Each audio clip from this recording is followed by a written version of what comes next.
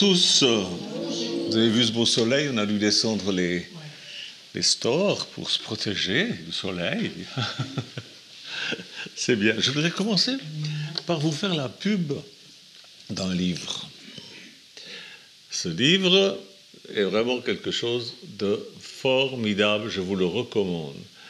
Parce que voilà, beaucoup de chrétiens se trompent sur des tas de choses et beaucoup de scientifiques se trompent sur beaucoup de choses. Et là, il y a un lien qui est fait entre la science et les choses de la Bible, de la foi, de Dieu. Et c'est magnifique. C'est très bien fait, c'est très intelligent et c'est absolument accessible à tout le monde, puisque même moi je le comprends. Donc pour ceux qui ne regardent pas la vidéo, c'est un livre qui s'appelle « Dieu, la science, les preuves ». L'aube d'une révolution. L'éditeur, c'est Guy Trédaniel. Je vous le recommande. Il est préfacé par Robert Wilson, prix Nobel de physique. Et c'est très, très intéressant. Vraiment, je vous le recommande. Moi, je le lis vraiment petit à petit parce que c'est quelque chose que je veux me souvenir de ce que j'ai lu pour pouvoir le dire, afin de pouvoir donner un bon témoignage à la gloire de Dieu. Amen.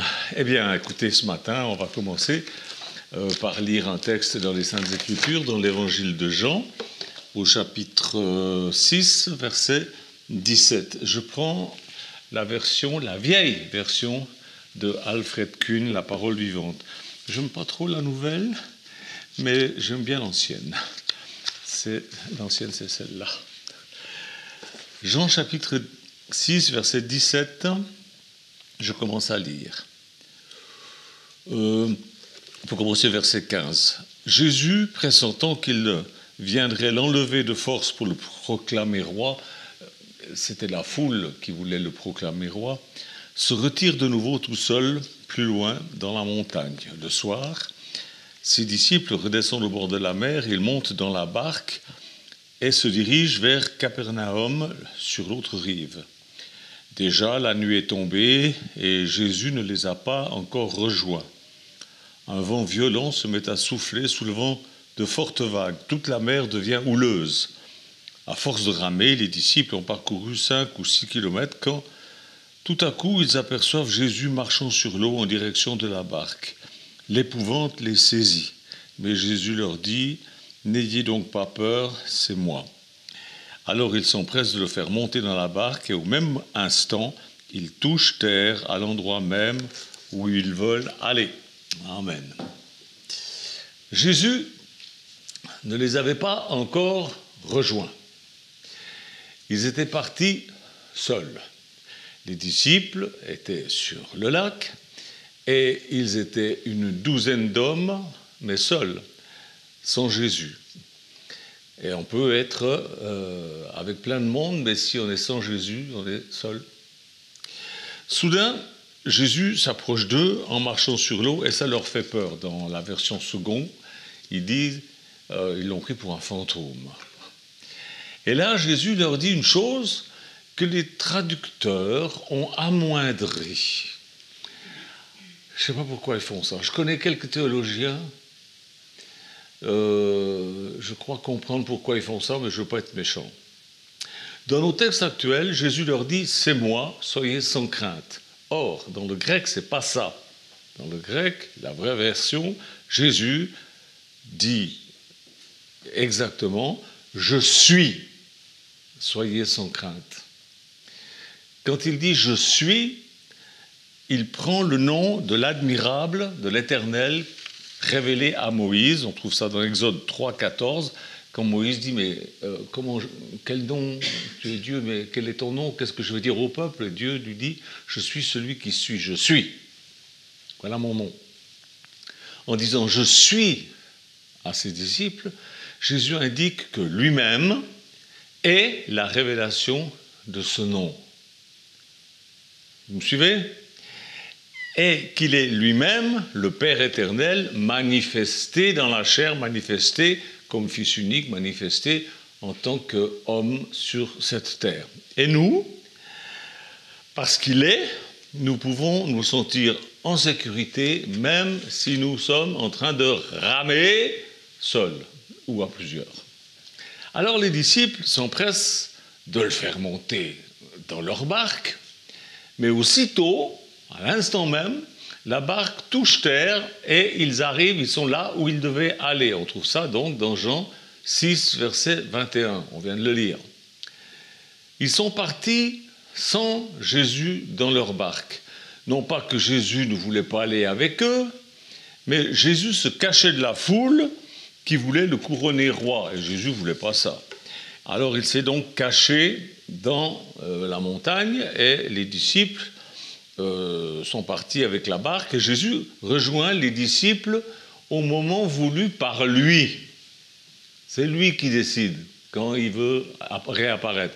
Jésus est la seule lumière de ce monde, alors il ne faut pas suivre quelqu'un d'autre, même pas moi, parce que personne n'est « je suis », sinon notre Dieu parfait.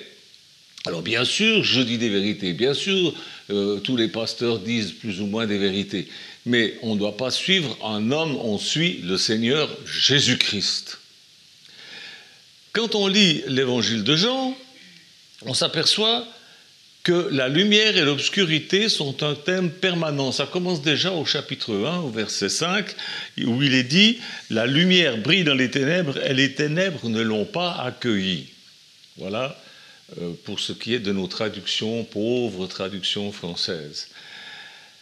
La vie, normalement, ça devrait être traduit comme ça. La vie était la lumière dans la conscience de tous les genres d'hommes, et le raisonnement de cette lumière a brillé dans les ténèbres de l'ignorance, et les ténèbres de l'inconscience ne l'ont pas reçu, perçu, vaincu, saisi, maîtrisé. Voilà. Le grec est une langue très riche. Alors les théologiens choisissent des mots, et puis très souvent ça tombe un peu flop. C'est dommage. C'est pourquoi ceux qui me disent « Oh, il n'y a pas besoin de faire des études, le Saint-Esprit nous guide. » Ok, d'accord. Ben, moi je dis que c'est quand même bien de faire un peu des études.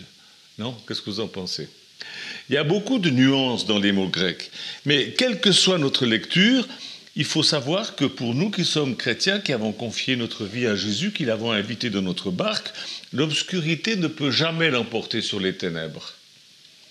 Parce que notre foi en Jésus, en « je suis », est une vision infrarouge dans l'obscurité. On voit, la foi rend visible ce qui est invisible. C'est ce que c'est que les infrarouges. Ça nous permet de voir dans la nuit. Et ce qui peut nous faire peur, parce que les disciples ont eu la trouille, ce qui peut faire peur, bon, il y avait déjà la mer qui commençait à se soulever, à faire une tempête, mais en plus, ils voyaient Jésus arriver marchant sur l'eau, déjà, c'est pas tout à fait normal, et ils le prennent pour un fantôme. Et ce qui nous fait peur disparaît parce que je suis, notre Dieu, Jésus, se révèle, il dit « je suis ». N'ayez pas peur, c'est moi. Au milieu de la mer, au milieu de la foule, Jésus ne nous oublie pas, ne vous oublie pas, vous. Il ne vous oublie pas. Et même s'il se cache, ce n'est pas de vous dont il se cache. C'est que c'est nécessaire pour un temps. Voilà, on dirait que... Alors les gens disent, « Oh, je ne sens plus la présence de Dieu. » Mais qu'est-ce que ça peut faire? Qu'est-ce que ça peut faire? Ça ne veut pas dire que Dieu n'est pas là. Il nous laisse ramer un moment, on sait ce que c'est, hein, ramer dans la vie, et il nous rejoint. Il nous rejoint et sa présence n'est jamais selon les normes de la religion. Et il n'est pas apparu religieusement, il est apparu spécialement, miraculeusement, bizarrement. Il aime bien faire ça, Jésus. Il se révèle d'une façon spéciale en marchant là, où le commun des mortels, si religieux soit-il, ne marche pas sur l'eau, sur un élément pas possible. Ça, c'est les façons de Jésus. Et au moment où on le reconnaît, au moment où on l'invite à monter dans notre barque, il n'y a plus besoin de ramer. On est arrivé à destination. Au moment où Jésus rentre dans votre barque, vous êtes à destination. Il faut retenir ça. En face des choses qu'on ne comprend pas, on se pose souvent des questions. J'aime bien les gens qui disent « Je me demande si… » Vous vous demandez, mais vous n'avez pas la réponse puisque vous vous demandez. Ne vous posez pas la question à vous-même, posez la question à ceux qui savent. Les disciples étaient éclairés parce qu'ils ne se posaient pas des questions à eux-mêmes, mais ils les posaient à Jésus, à la lumière. Je me demande si… Arrête de te demander des trucs. Tu ne sais pas, c'est pourquoi tu te demandes. Arrête de te demander à toi. Demande à ceux qui savent. Demande à Jésus, demande à ses serviteurs fidèles, ils pourront te répondre. Un jour, un homme aveugle, il était là devant les disciples, devant Jésus, et les disciples ont posé la question habituelle religieuse, n'est-ce pas? À Jésus, ils ont dit, est-il aveugle à cause de son propre péché ou à cause du péché de ses parents? Question de ténèbres, question religieuse, question superstitieuse, question de condamnation, vous voyez, pleine de suspicion, hein? Voilà, c'est typique ça. Et Jésus met la lumière là-dessus, il dit, ce n'est pas que lui ou ses parents ont péché, mais c'est afin que les œuvres de Dieu soient manifestées en lui. Jean chapitre 9.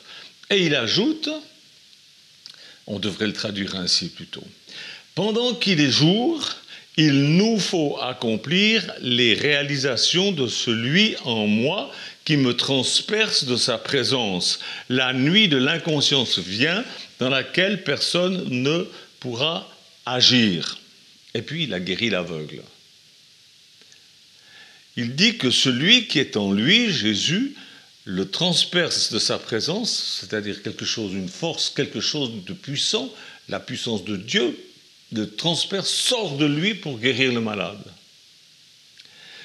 Plus tard, il dira, dans Jean 14, 12, il est dit « Celui qui croit en moi fera aussi les mêmes œuvres que je fais, et même de plus grandes. » Vous voyez, à cause de ce verset de Jean chapitre 9, il y en a qui disent « Voilà, on est arrivé dans l'époque où il ne peut plus y avoir de miracles parce que Jésus n'est plus dans ce monde. » Parce que Jésus dit « Tant que je suis dans ce monde, alors puisqu'il n'est plus dans ce monde, ben, il n'y a plus de miracles. » Mais ça, c'est parce qu'ils ont mal traduit.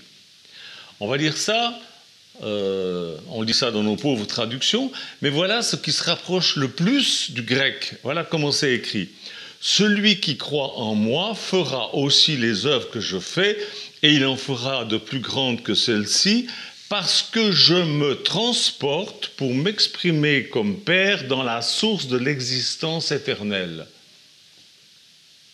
C'est pas parce que je m'en vais au Père, donc je suis plus avec vous, je suis plus dans ce monde, donc il n'y aura plus de miracles. C'est pas ça que Jésus dit. Il dit, vous ferez des miracles parce que je me transporte pour m'exprimer comme Père dans la source de l'existence éternelle. Ça, c'est la bonne version.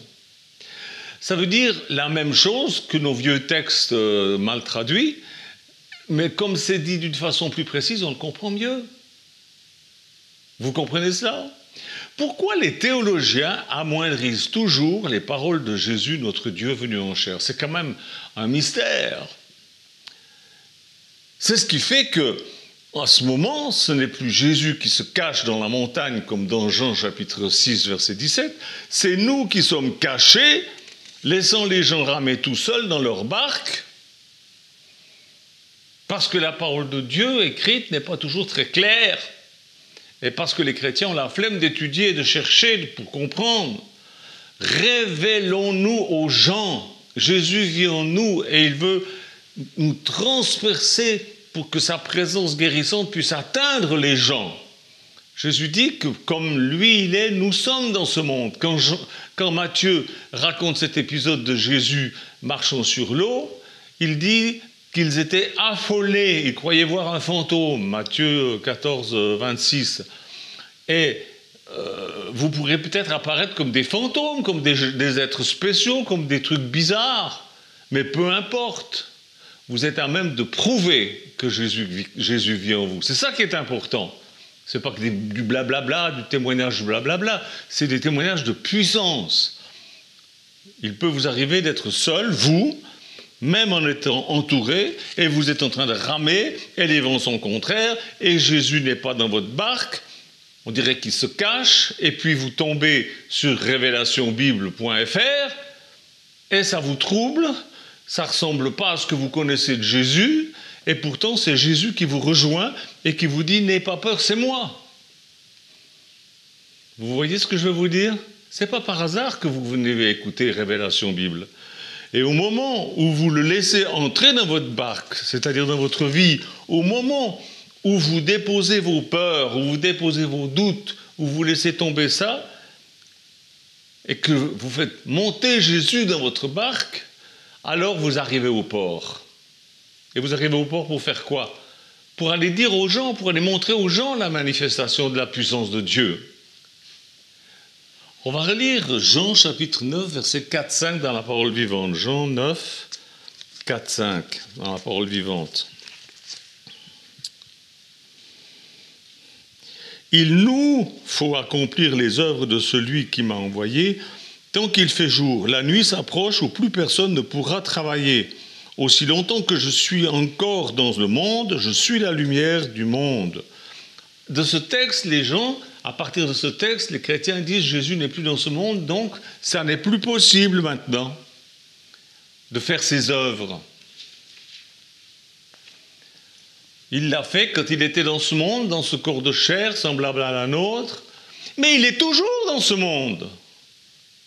Vous me direz, ah bon, il est où? Mais il vit en vous. Il vit en vous, par vous, au travers de vous.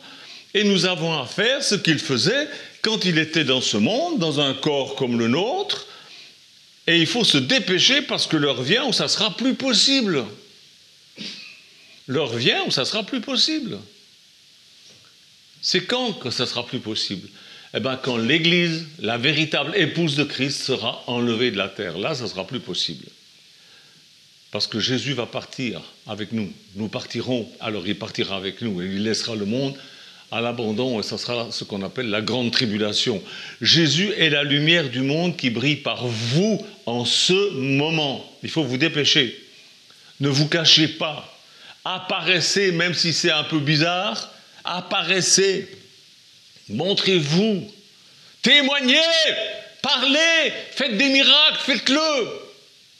Les gens qui sont en train de ramer dans leur vie penseront peut-être que vous êtes un fantôme, un truc bizarre, et peu importe. Vous êtes à même de les faire arriver à bon port. Vous êtes à même de changer leur vie. Vous êtes à même de les pardonner au nom de Jésus. Jésus a dit, je vous donne le pouvoir de pardonner. Vous serez à même de pouvoir les guérir en son nom. De la part de Jésus qui est en vous. Jésus est encore dans ce monde, en vous.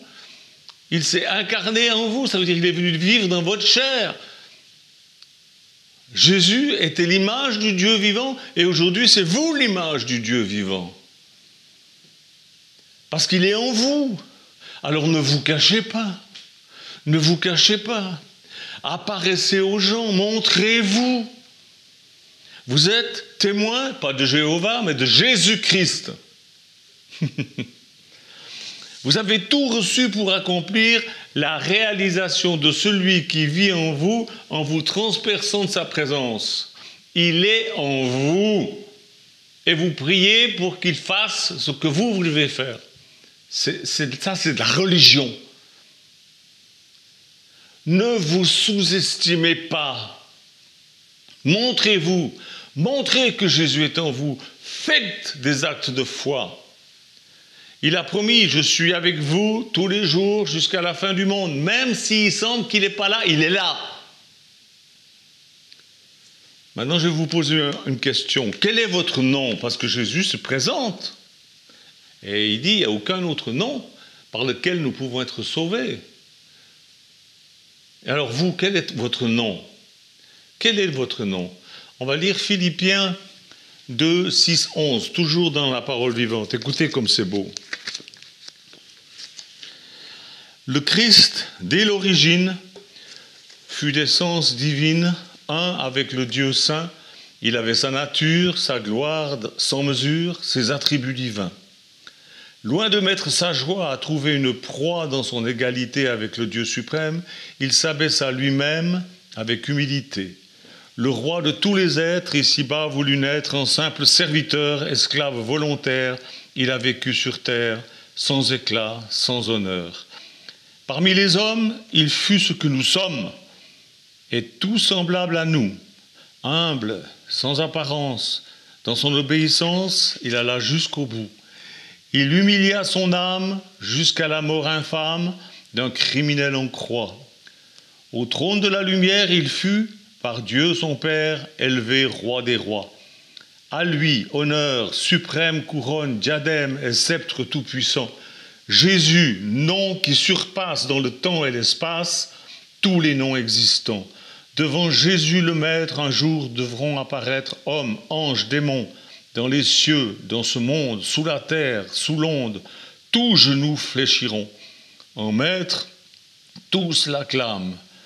Toute bouche proclame Jésus-Christ est Seigneur, à la gloire du Père. Le ciel, l'enfer, la terre exaltent le vainqueur. Quel est votre nom? La Bible nous dit que nous qui sommes des croyants, nous sommes l'épouse de Christ. Vous avez donc le même nom que lui, vous portez son nom. Tout genou doit fléchir devant le nom de Jésus que vous portez. Refusez de porter un autre nom, de glorifier un autre nom. Quand on vous demande, vous êtes enfant de Dieu, vous êtes chrétien, ne dites pas, oui, je suis catholique, je suis protestant, je suis baptiste, je suis pentecôtiste, je suis branhamiste, je suis mormon.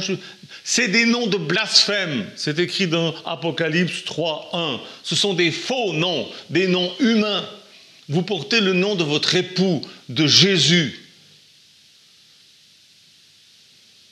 Êtes-vous un enfant de Dieu? Oui, Jésus vit en moi.